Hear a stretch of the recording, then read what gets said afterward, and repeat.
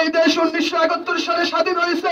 স্বাধীনতার পর থেকে আমাদের এই দেশে আজকের এই দিন পর্যন্ত বহু সরকার ক্ষমতার পট পরিবর্তন হয়েছে। বহু সরকার ক্ষমতায় এসেছিলেন।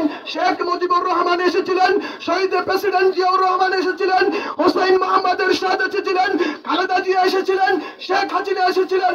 যারা ক্ষমতায় আসেন, ক্ষমতায় আসার আগে এই জাতির সামনে লম্বা বক্তৃতা দিয়ে এই দেশের মানুষের অধিকার প্রতিষ্ঠার কথা বলেছেন।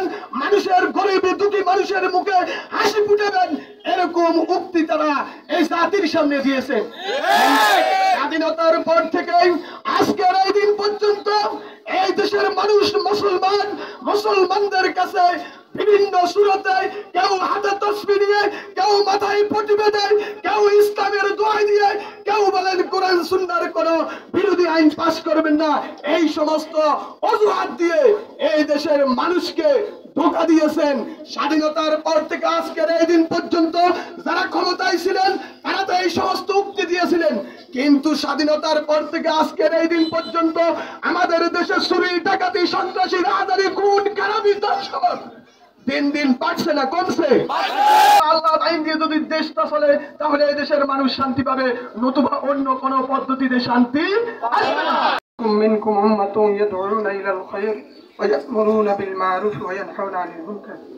বাংলাদেশ জামাত ইসলামী সলমান বাজার কর্তৃক আয়োজিত আজকের এই সহযোগী এবং কর্মী সম্মেলনের সম্মানিত সভাপতি, সম্মানিত অতিথিবৃন্দ, সম্মানিত সুধীবৃন্দ, বাজারের ব্যবসায়ীবৃন্দ এবং মুরব্বিয়ান নিজাম, মাইকের আওয়াজ যে পর্যন্ত যাচ্ছে সকলের প্রতি আমার সালাম। আসসালামু আলাইকুম ওয়া রাহমাতুল্লাহি ওয়া বারাকাতুহু। আল্লাহ রাব্বুল আলামিনের দরবারে শুকরিয়া আদায় করছি যেমনই আমাদেরকে একটি সুন্দর পরিবেশে সালাতুল মাগরিবের নামাজের পর থেকে কোরআন এবং হাদিসের আলোকে আল্লাহর দ্বীনের কথাগুলি বলার জন্য তৌফিক দিয়েছেন। এই জন্য সে মনিবের দরবারে শুকরিয়া আদায় করি আলহামদুলিল্লাহ। রাসূল মাকবুল সাল্লাল্লাহু আলাইহি ওয়াসাল্লামের প্রতি দরুদ ও সালাম প্রেরণ করছি। যার আনিত জীবন বিধানকে যদি আমরা প্রতিষ্ঠা করি, আমাদের রাষ্ট্র থেকে পরিবার পর্যন্ত অশান্তির ছোঁয়া নিঃশ্বাস আমাদের সমাজে, পরিবারে, রাষ্ট্রে থাকবে না। সে মুহাম্মদ রাসূল সাল্লাল্লাহু আলাইহি ওয়াসাল্লামের প্রতি দরুদ ও সালাম প্রেরণ করছি। শহীদদের সর্বোচ্চ জান্নাতের আসন কামনা করছি। বিশেষ করে স্মরণ করছি যাদের রক্তের বিনিময়ে আজকে আমরা এই সুন্দর পরিবেশে, উন্মুক্ত পরিবেশে আমরা এই অনুষ্ঠানের আয়োজন করতে পেরেছি। সে সমস্ত ভাইদের শাহাদাতের সর্বোচ্চ আসন আল্লাহ রাব্বুল আলামিনের দরবারে কামনা করছি। সম্মানিত ভাইরা, আমাদের আজকের এই অনুষ্ঠানের শুরু থেকে আমাদের নেতৃবৃন্দ আপনাদের সামনে গুরুত্বপূর্ণ আলোচনা রেখেছেন। আমি আপনাদের সামনে বলতে চাই আমরা কারণ, আমাদের পরিচয় কি, আমরা কোথায় থেকে আসলাম, আমরা কোথায় যাব। আমাদের পূর্বপুরুষেরা এক সময় ছিল, আজকে তারা নাই। আমরা আজকে আছি, একদিন আমরা থাকবো না। আল্লাহ রাব্বুল আলামিন আমাদেরকে এই ক্ষণিকের এই দুনিয়াতে পাঠিয়েছেন। কি জন্য পাঠিয়েছেন, কি দায়িত্ব দিয়ে পাঠিয়েছেন, আমরা কেন আসলাম, আমরা আল্লাহ রাব্বুল আলামিনের দরবারে ঘোষণা দিয়েছিলাম। আল্লাহ রাব্বুল আলামিন আলমে আরওয়াহে সব রূহগুলিকে পৃথিবীর শুরু থেকে কিয়ামত পর্যন্ত যত মানুষ এই দুনিয়াতে আসবে সকল রূহগুলিকে আল্লাহ রাব্বুল আলামিন একসাথ করে জিজ্ঞাসা করেছিলেন, আলাস্তু বিরাব্বিকুম, আমি কি তোমাদের প্রভু নই? আমরা সকলে সেখানে ঘোষণা করেছি কালু বালা, তিনি আল্লাহ আমাদের রব, তিনি আমাদের মুনিব। এই কথা আমরা সকলে এখানে ঘোষণা দিয়ে আসছি।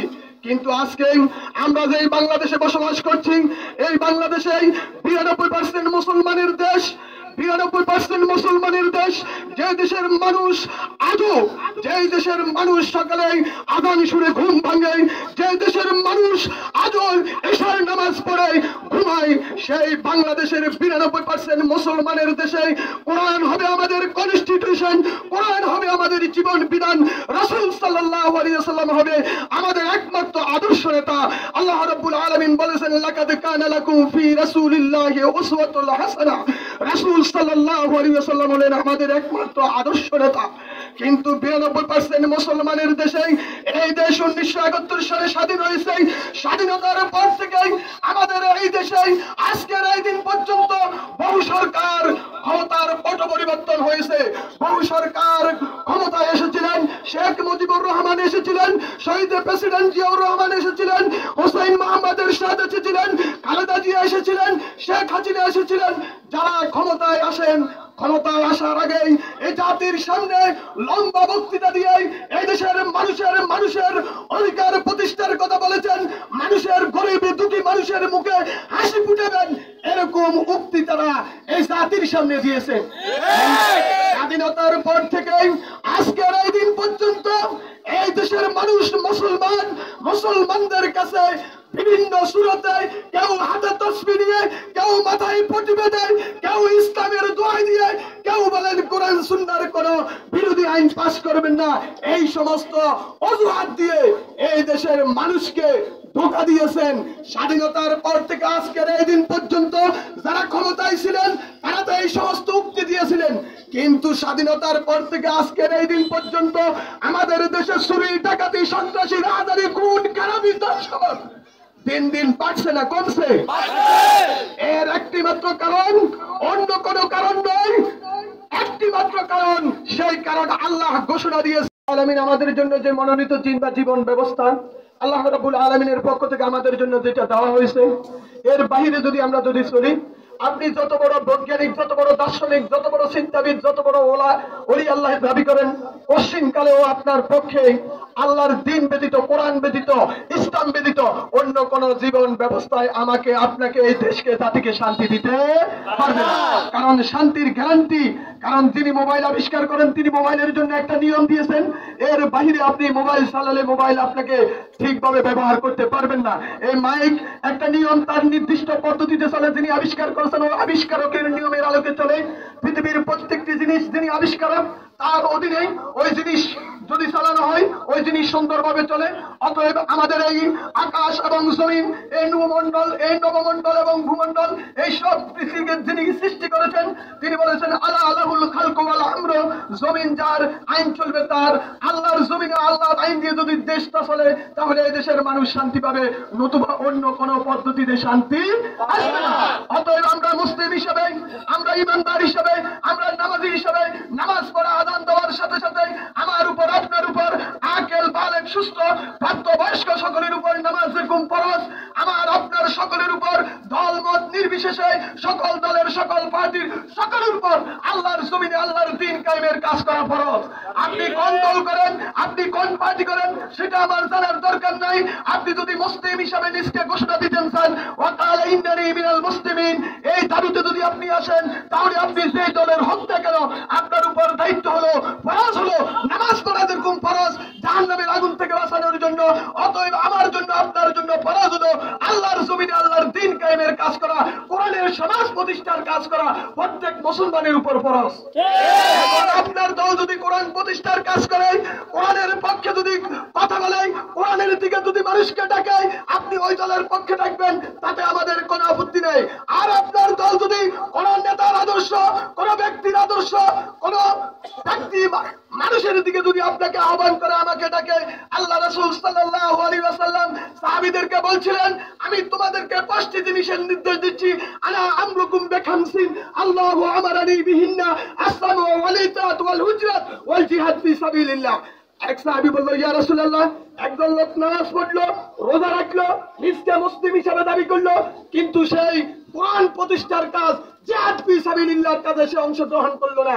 আল্লাহ রাসূল সাল্লাল্লাহু আলাইহি ওয়াসাল্লাম বলেন, ওয়া ইনসামা, যদি লোকটা রোজা রাখে, ওয়া সাল্লা, এবং নামাজ আদায় করে, ওয়া তামান্নাহু মুসলিমুন, এবং নিজকে মুসলমান হিসেবে দাবি করে, যদি সেই দ্বীন প্রতিষ্ঠার কাজ, জিহাদ ফি সাবিলিল্লাহর কাজে যদি অংশগ্রহণ না করে, তাহলে আল্লাহ রাসূল বলেন, ফাহুয়া জুশে জাহান্নাম, নাউযুবিল্লাহ।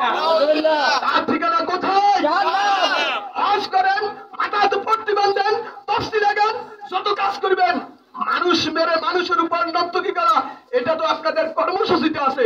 আমাদের কর্মসূচিতে এইসব নাই। আমাদের কর্মসূচিতে হলো তারা প্রকাশ করুক হিংসা বিদ্বেষ নিন্দাবাদ, আমরা প্রচার করিব সাম্য শান্তি এক আল্লাহ জিন্দাবাদ। আমাদের ঘোষণা হলো ওয়ালা তাস্তাবি হাসানাতু ইদফা বিল্লাতি আহসান ফাইদাল্লাযী বাইনাকা ওয়া বাইনাহু আদাওয়াতুন কাআন্নাহু ওয়ালিয়্যুন হামীম। তোমরা আমাদেরকে ধমক দিবে, তোমরা আমাদেরকে ভয় দেখাবে, হুমকি দিবে, জেলের ভয় দেখাবে, আমরা তোমাদেরকে ভয় দেখাবো না, কারণ তোমরা আমাদের ভাই, তোমাদেরকে তারা বিপদগামী করছে, তোমরা বুঝছো না। আসো কোরআনের দিকে, আসো ইসলামের ছায়ার তলে, ইসলামের সুশীতল ছায়ার তলে। আগামী দিন ইনশাআল্লাহ আমরা যারা আজকে এখানে উপস্থিত হয়েছি, আমরা যারা আজকে এখানে সময় দিয়েছি মাগরিবের নামাজ পড়তে এখন পর্যন্ত, আমাদের এই বসা, আমাদের এই সম্মিলন তখনই সার্থক হবে, তখনই সফল হবে যদি আমরা এই বিশাল সমাবেশ দেখছি, কিন্তু আমাদের এই 9 নম্বর ওয়ার্ড, আমাদের এই এলাকায় এর থেকে অন্ততপক্ষে 30 গুণ লোক এই এলাকাতে আছে না নাই? আরো বেশি আছে। আমরা যারা আজকে উপস্থিত হয়েছি আমাদের ভিতরে অনুভূতি জাগ্রত করতে হবে, আমরা আজ থেকে আর ঘরে বসে থাকবো না। নিজের ব্যবসা প্রতিষ্ঠান, চাকরি এবং নিজের সীমাবদ্ধতার মধ্যে থাকবো না। আমাদের সকাল বিকাল, সকাল সন্ধ্যায়, অবসরায় আমরা আল্লাহর জমিনে আল্লাহর দ্বীন কায়েমের জন্য, কোরআনের সমাজ প্রতিষ্ঠার জন্য আমার বাড়িতে, আমার ঘরে, আমার অলিতে গলিতে, সর্বস্তরে মানুষের কাছে বুক ফুলিয়ে তাদের কাছে যাবো। ভাই আসুন, বহু সরকারের আমরা বহু দলের ক্ষমতা আমরা দেখেছি, সর্বশেষ আমরা দেখতে চাই কোরআনের সমাজ, আমরা দেখতে চাই। আমরা মুসলিম, আমাদের দায়িত্ব কোরআনের সমাজ প্রতিষ্ঠা করা ফরজ। এই ফরজ কাজে এসে আমরা এই সমাজকে যাতে কোরআনের সমাজ, এই দেশটাকে যাতে কোরআনের সমাজ আমরা তৈরি করতে পারি, আল্লাহ আমাদের সকলকে তৌফিক দান করে। সকলে না আমি, আমরা যারা উপস্থিত রয়েছি প্রত্যেকে আজ থেকে নিয়ত করব, হযরত ইব্রাহিম আলাইহিস সালামের সুন্নাত, তিনি কোনোদিন কোনো মেহমানের মেহমানদারি করে ছাড়া ঘুমাতেন না। নবীদের সুন্নাত, তারা কোনোদিন দাওয়াতি কাজ করা ছাড়া ঘুমাতেন না। আমার আপনার দৈনন্দিন জীবনের একটা রুটিন, আমরা যারা উপস্থিত রয়েছি আমাদের রুটিন হবে আমরা কোন মানুষকে আল্লাহর জমিনে আল্লাহর দ্বীন কায়েমের পথে, ইসলামের পথে, কোরআনের পথে সহযোগী সমর্থক বানানো ছাড়া, দাওয়াত দেওয়া ছাড়া ঘুমাবো না। আল্লাহ আমাদেরকে সেই আম্বিয়া ইসলামের রেখে দেওয়া, নবীদের রেখে দেওয়া সেই দাওয়াতি কাজের মাধ্যমে কোরআন প্রতিষ্ঠার কাজে নিজেদের শ্রম, ঘাম, মেধা, অর্থ, সময় ব্যয় করে যাতে এই এলাকাতে আল্লাহর জমিনে আল্লাহর দ্বীনের কাজকে অগ্রগামী করতে পারি, ভূমিকা রাখতে পারি। আল্লাহ আমাদের সেই তৌফিক দান করুন। ওয়া মা আলাইনা ইল্লাল বালাগ। আসসালামু আলাইকুম ওয়া রাহমাতুল্লাহি ওয়া বারাকাতুহু।